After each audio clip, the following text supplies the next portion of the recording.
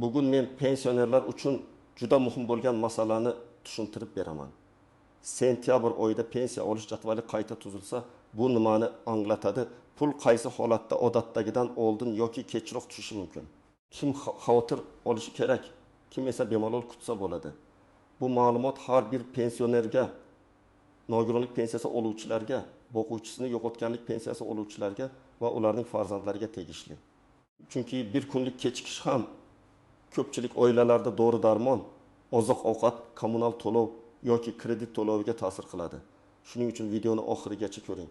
Men sizga jadval nima uchun o'zgarishini, avval qanday tartib bo'lganini, hozir nimalarga e'tibor berish kerakligini, qaysi xatolar pensiyani kechiktirib qo'yishini va pulingizni vaqtida olish uchun nima qilish kerakligini oddiy tilda tushuntiraman. Hozirning o'zida kanalga obuna bo'ling va videoga like bosing. Chunki bunday ogohlantirishlar ko'p odamga real yordam beradi. Avvalo bitta narsani aniq tushunib olaylik. Pensiya jadvali qayta tuzilgan degani pensionerning puli kamaydi yoki bekor bo'ldi degani emas. Jadval o'zgarishi ko'pincha to'lov kunlari, bank ish tartibi, pochta yetkazib berish grafigi, dam olish kunlari, bayram kunlari, hududlar bo'yicha yuklama yoki texnik qayta taqsimlash bilan bog'liq bo'ladi. Ya'ni davlat tomonidan belgilangan pensiya miqdori saqlanadi, faqat uni olish sanasi yoki yetkazib berish tartibi o'zgarishi mumkin. Oldin ko'pchilik pensionerlar o'z hududida pensiyani taxminan bir xil kunda olib kelishga o'rganib qolgan edi. Masalan, kimdir har oyning 5 sanasida kartasiga tushishini kutadi. Kimdir 8 sanada pochta orqali oladi. Kimdir 2 sanada mahalla bo'yicha tarqatilishini biladi. Odamlar shu kunga qarab reja tuzadi. Bozordan narsa olish, dorixonaga borish, kommunal to'lov qilish, qarz qaytarish yoki farzandlariga yordam berish. Lekin sentabr oyida jadval qayta ko'rib chiqilganda aynan shu odatiy tartib silishi mumkin. Masalan, avval 5 sanada oladigan odam 6 yoki 7 sanada olishi mumkin. Yoki aksincha, dam olish kunlariga to'g'ri kelmasligi uchun to'lov 22 kun oldin berilishi mumkin. Ba'zi hududlarda karta orqali oluvchilarga pul ertaroq tushadi. Naqd shaklida oluvchilarga esa pochta yoki yetkazib beruvchi tashkilotning grafikiga qarab keyinroq yetib boradi. Bu yerda eng muhim masala shuki, pensioner vahimaga tushmasligi kerak, lekin beparvo ham bo'lmasligi kerak. Agar sizning pensiyangiz odatda oyning boshida tushsa-yu, bu safar 1-2 kun kechiksa, darhol pulim yo'q oldi deb o'ylamang. Lekin 5-7 ish kuni o'tib ham pul tushmasa, albatta tekshirish kerak. Chunki ayrim hollarda muammo faqat jadvalda emas, hujjat, bank kartasi, hisob raqami, yashash manzili yoki qayta rasmiylashtirish masalasida bo'lishi mumkin. Endi kimlar bu masalaga ko'proq e'tibor berishi kerakligini batafsil tushuntiraman. Birinchi navbatda pensiyasini naqd pul shaklida pochta yoki uyga yetkazish orqali oladigan pensionerlar ehtiyot bo'lishi kerak. Chunki naqd pul yetkazish karta orqali o'tkazishdan farqli ravishda ko'proq tashkiliy jarayonga bog'liq. Unda xodimlar grafigi, transport mahalla kesimidagi ro'yxat, kassa limiti va hududiy navbat mavjud bo'ladi. Masalan, Toshkent viloyatidagi bir pensioner odatda har oyning 7 sanasida pochta xodimidan pensiyasini olib keladi. Agar sentyabrda 7 sana dam olish kuniga to'g'ri kelsa yoki pochta bo'limida tarqatish jadvali o'zgarsa, unga pul 6 sanada yoki 8-9 sanada yetkazilishi mumkin. Bu holatda pensioner darhol xavotirlanmasligi kerak. Lekin u o'zining pochta bo'limiga yoki mahalla mas'uliga telefon qilib, "Mening familiyam qaysi kunga kiritilgan?" deb aniqlab olgani to'g'ri bo'ladi. Ikkinchi guruh bank kartasi orqali pensiya oluvchilar. Ko'pchilik kartaga pensiya tushsa, hammasi avtomatik va kechikish bo'lmaydi deb o'ylaydi. Aslida karta to'lovi ham bank tizimi. Hisob raqami holati plastik karta muddati, banklararo o'tkazmalar va texnik xizmatlarga bog'liq. Agar kartangiz muddati tugagan bo'lsa, karta bloklangan bo'lsa, SMS xabarnoma ulanmagan bo'lsa yoki bank ilovasida hisob ko'rinmasa, pul tushgan bo'lsa ham siz buni vaqtida sezmasligingiz mumkin. Masalan, pensionerning oylik pensiyasi 20 ming so'm. U odatda 4 sanada kartasiga tushadi. Sentyabrda jadval o'zgarib, to'lov 5 sanaga ko'chirildi. Bundan tashqari, uning kartasi avgust oxirida muddati tugagan. Natijada pul pensiya jamg'armasi tomonidan yuborilgan bo'lishi mumkin. Lekin bank hisobida ushlanib qolishi yoki yangi kartaga bog'lash talab qilinishi mumkin. Pensioner esa pensiyam kelmadi deb o'ylaydi. Aslida momo pensiyada emas, bank kartasida bo'ladi. Uchinchi guruh. Yaqinda pensiyaga chiqqanlar. Yangi pensionerlar ko'pincha birinchi to'lov qachon kelishini aniq bilmaydi. Hujjat topshirilgan sana, pensiya tayinlangan sana va to'lov jadvaliga kiritilgan sana har doim ham bir xil bo'lmaydi. Agar odam 20 avgustda pensiyaga hujjat topshirgan bo'lsa, sentyabr oyida u darhol odatiy pensionerlar bilan bir kunda pul olmasligi mumkin. Avval hujjatlar to'liq tasdiqlanadi, hisob-kitob qilinadi. Keyin to'lov ro'yxatiga kiritiladi. Misol uchun fuqaro 62 yoshga to'lib, avgust oyining oxirida pensiya rasmiylashtirdi. Uning pensiya miqdori 1000 so'm deb belgilandi. Lekin sentyabrning 5 sanasida pul tushmadi. Bu har doim ham xato degani emas, balki uning birinchi to'lov keyingi to'lov paketiga tushgandir. Shunday vaziyatda odam pensiya jamg'armasi bo'limiga murojaat qilib, menga pensiya tayinlangan qaror qachon chiqqan? To'lov ro'yxatiga qaysi sanadan kiritilganman deb so'rashi kerak. 4-guruh nogironlik pensiyasi oluvchilar va muddatli tibbiy xulosaga bog'langan shaxslar. Agar nogironlik guruhi ma'lum muddatga berilgan bo'lsa va qayta ko'rikdan o'tish sanasi yaqinlashgan bo'lsa, to'lovda vaqtinchalik to'xtash yoki tekshiruv bo'lishi mumkin. Bu jadval o'zgarishi bilan aralashib ketganda odam sababini tushunmay qoladi. Masalan, 2-guruh nogironligi bo'lgan fuqaro 90 ming so'm pensiya oladi. Uning tibbiy xulosasi sentyabr oyida qayta tasdiqlanishi kerak. Agar u o'z vaqtida tibbiy ko'rikdan o'tmasa yoki ma'lumot tizimiga kech tushsa, pensiya jadval bo'yicha emas, hujjat holati bo'yicha ushlanishi mumkin. Shuning uchun nogironlik pensiyasi oluvchilar ayniqsa o'z hujjatlarining amal qilish muddatini tekshirib yurishi zarur. 5-guruh boquvchisini yo'qotganlik pensiyasi oladigan oilalar. Bu toifada ko'pincha voyaga yetmagan farzandlar, talaba farzandlar yoki vasiy orqali pul oluvchilar bo'ladi. Bu yerda o'qish joyidan ma'lumotnoma, vasiylik hujjati, bolaning yoshi, bank hisob raqami kabi masalalar muhim. Agar bola bugundek yoshga to'lgan bo'lsa, lekin o'qishni davom ettirayotganini tasdiqlovchi hujjat vaqtida topshirilmasa, to'lovda savol paydo bo'lishi mumkin. Endi kimlar ko'p xavotir olmasligi mumkin. Agar sizning hujjatlaringiz to'liq bo'lsa, karta muddati tugamagan bo'lsa, yashash manzilingiz o'zgarmagan bo'lsa, pensiyani har oy barqaror olayotgan bo'lsangiz va kechikish atigi 23 kun bo'lsa, bu ko'pincha jadvaldagi texnik siljish bo'ladi. Lekin bu jarabi hisobingizni tekshiring, SMS xabarini ko'ring, bankomatga borishdan oldin bank ilovasida balansni tekshirib oling. Chunki ba'zida odam bankomatga bir necha marta boradi, navbatda turadi, asabiylashadi. Aslida esa pul hali to'lov kuniga yetmagan bo'ladi. Endi istisnolar, yashirin nozik jihatlar va ko'pchilik e'tibor bermaydigan masalalarga o'tamiz. Birinchi nozik jihat. To'lov kuni bilan pulni yechib olish kuni bir xil narsa emas. Masalan, tizimda pensiya 6 sanada o'tkazildi deb ko'rsatilishi mumkin, lekin bank kartangizda u bir necha soatdan keyin ko'rinishi mumkin. Ayrim banklarda tushum ertalab ko'rinadi, ayrimlarda tushdan keyin. Ayrim texnik holatlarda esa kechki payt aks etadi. Shuning uchun bir kunda bir necha marta bankomatga yugurish shart emas. Ikkinchi nozik jihat dam olish kuni. Agar pensiya to'lovi shanba yoki yakshanbaga to'g'ri kelsa, amalda to'lov undan oldingi ish kuniga yoki keyingi ish kuniga siljishi mumkin. Bu ko'p pensionerlar uchun tushunarsiz bo'ladi. Ular men har doim en sanada olardim, nega bu safar 11 sanada deb o'ylaydi. Aslida 10 sana dam olish kuni bo'lsa, to'lov tizimi ish kuniga moslashtiriladi. 3-nozik jihat bayram va qisqartirilgan ish kunlari.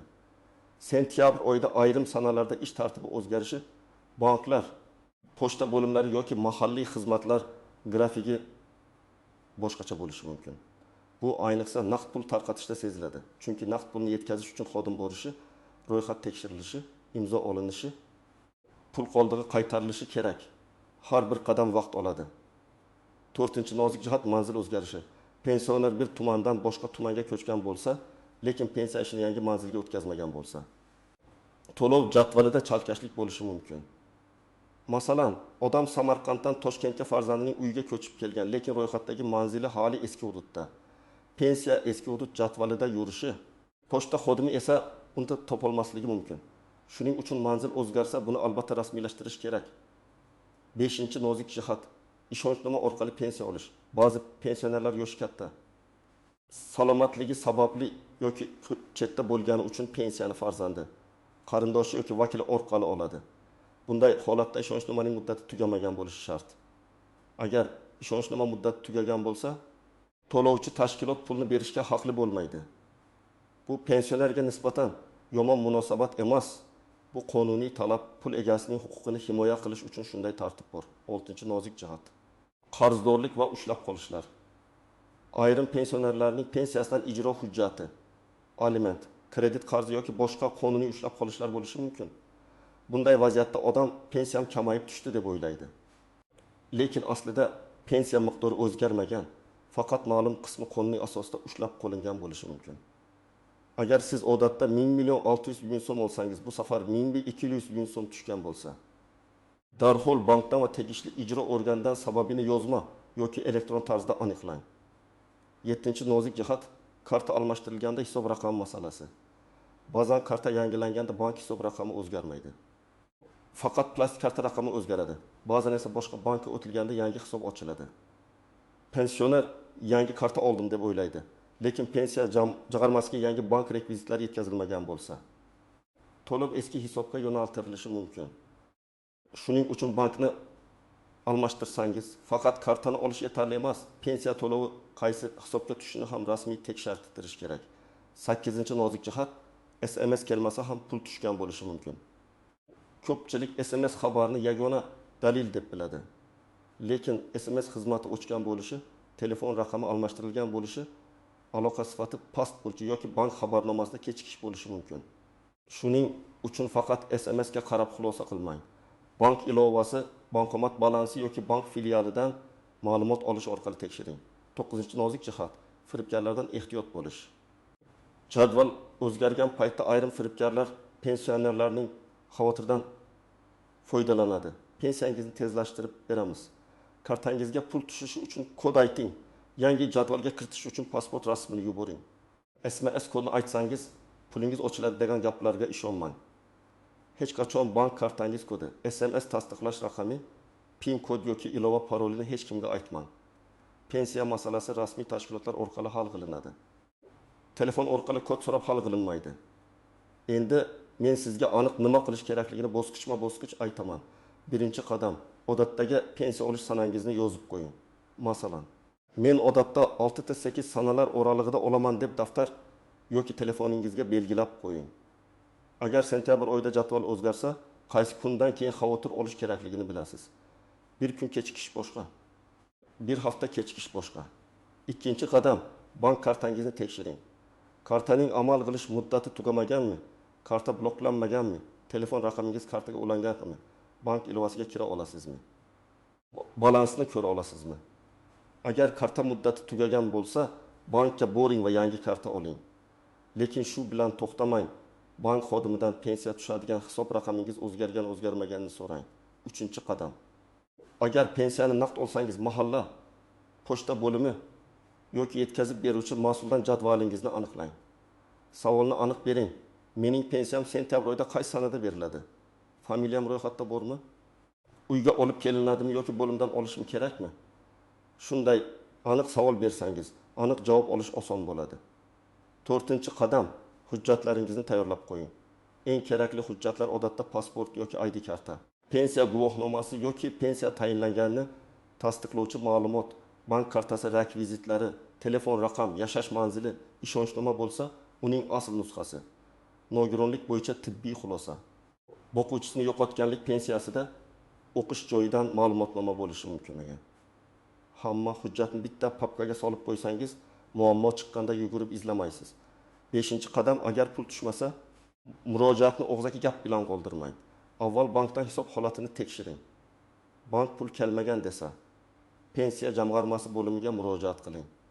Murojaatda ism familiyangiz, tug'ilgan sanangiz, pasport yoki ID ma'lumotingiz, pensiya turi, odatda qaysi sanada olishingiz, bu oy qaysi sanagacha tushmagan va telefon raqamingizni yozing. Iloji bo'lsa, yozma yoki elektron murojaat qiling. Chunki yozma murojaat bo'yicha javob olish osonroq. 6-qadam, qarindoshlaringiz bilan oldindan kelishib oling. Ko'p pensionerlar davorini aynan pensiya kuni oladi. Agar jadval siljisa, dori tugab qolmasligi uchun kamida 3-5 kunlik zaxira reja qiling. Masalan, doimiy ichiladigan dori, qon bosimi dorisi, qandli diabet doğrusu, yurak doğrusu bo'lsa, pensiya kuniga bir kun qolganda emas, oldinroq rejalashtiring. Chunki jadvaldagi siljish sog'liqqa ta'sir qilmasligi kerak. 7-qadam kommunal va kredit to'lovlarini pensiya tushadigan aynan bitta kunga bog'lab qo'ymang. Agar imkon bo'lsa, to'lov muddatini 2-3 kun zaxira bilan belgilang.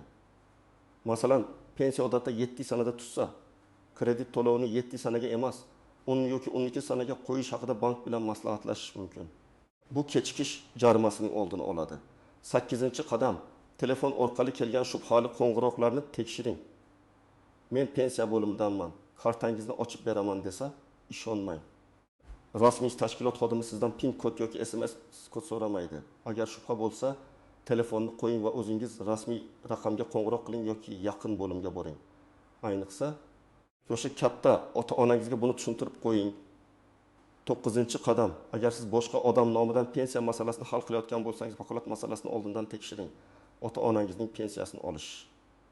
Ma'lumot so'rash yoki bank ishini yuritish uchun ba'zan ishonchnoma talab qilinadi. Men o'g'liman yoki men qiziman degan gapning o'zi ayrim rasmiy jarayonlarda yetarli bo'lmasligi mumkin.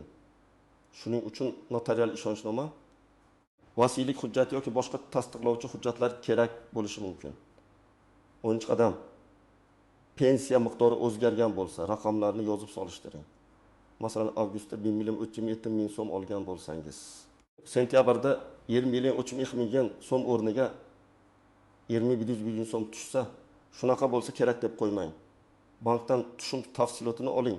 Pensiya jamg'armasidan hisob kitobni so'rang. Ushlab qolish bo'lsa, uning asosi nima ekanini aniqlang. Har bir ushlab qolishning hujjatli sabab bo'lishi kerak. Yana bir muhim maslahat, mahalladagi gap so'z bilan emas, rasmiy ma'lumot bilan ish tuting. Ba'zan bir kishi hammaning pensiyasi 15 sanaga qoldirilibdi deydi. Boshqasi faqat kartadagilarga tushar ekan deydi. Uchinchisi hujjat topshirmasang pul berilmaydi deydi. Bunday gaplar odamlarni asabiylashtiradi. Siz aniq manbadan so'rang. Bank, pensiya jamg'armasi bo'limi, pochta bo'limi yoki rasmiy axborot kanali. Shunda ortiqcha vahima bo'lmaydi. Agar sizning ota-onangiz qishloqda yashasa va pensiyani naqd olsa, men alohida tavsiya qilaman. Ularning telefon raqamini, pasport ma'lumotini, pensiya oladigan sanasini va mas'ul pochta bo'limi raqamini yozib oling. Farzandlar ko'pincha shaharda bo'ladi. Ota-ona esa hali kelmadi deb kutadi. Siz bir marta qo'ng'iroq qilib jadvalni aniqlasangiz, ularga ham xotirjamlik bo'ladi. Muammo bo'lsa tezroq hal qilasiz. Agar pensioner kasal bo'lib, uydan chiqa olmasa, pensiyani qanday olish tartibini oldindan so'rang. Ba'zi holatlarda uyga yetkazish, vakil orqali olish yoki bank kartasidan foydalanish qulayroq bo'ladi. Lekin buning uchun hujjatlar to'g'ri bo'lishi kerak. Kasal odamni pensiya kuni bankka olib borish juda qiyin. Shuning uchun tartibni oldindan rasmiylashtirish eng to'g'ri yo'l.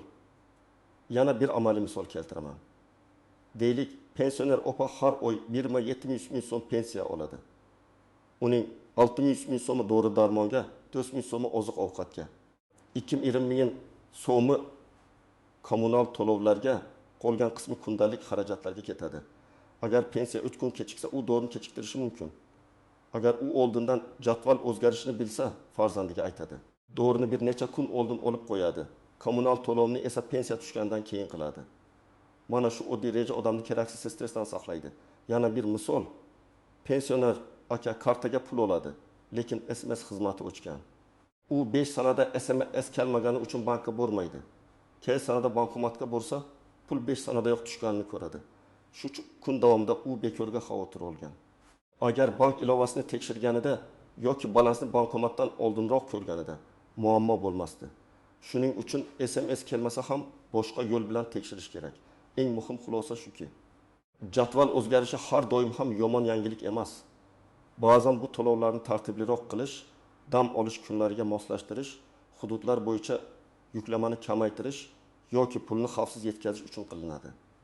Lekin pensioner o'z hujjati, kartasi, manzili va aloqa ma'lumotini nazorat qilmasa, kichik texnik o'zgarish katta muammoga aylanishi mumkin. Bugun men sentyabr oyida pensiya olish jadvali qayta tuzilganda nimalarga e'tibor berish kerakligini tushuntirdim. Asosiy fikr shuki, pensiya jadvali o'zgarsa, bu pulingiz bekor bo'ldi degani emas. Lekin to'lov kuni siljishi, karta muammosi, naqd yetkazish grafigi hujjat muddati, manzil o'zgarishi yoki ishonchnoma masalasi sababli kechikish bo'lishi mumkin. Sizning vazifangiz oddiy. Odatdagi sanangizni biling, kartangizni tekshiring. Hujjatlarni tayyor tuting. Rasmiy manbadan ma'lumot oling va firibgarlarga hech qanday kod bermang. Agar pul odatdagidan bir necha kun kechiksa, avval xotirjam tekshiring. Agar kechikish cho'zilsa, bank va pensiya jamg'armasiga aniq ma'lumotlar bilan murojaat qiling. Siz pensiyani qaysi sanada olasiz? Sentyabr oyida jadval sizning hududingizda o'zgardimi? Pul kartaga tushdimi yoki naqd berildimi? Shu haqda izohlarda yozib qoldiring. Boshqa pensionerlar ham sizning tajribangizdan xabardor bo'ladi. Videoga like bosing, kanalga obuna bo'ling va yaqinlaringizga ham yuboring. Chunki bu ma'lumot ayniqsa yoshi katta insonlar uchun juda zarur.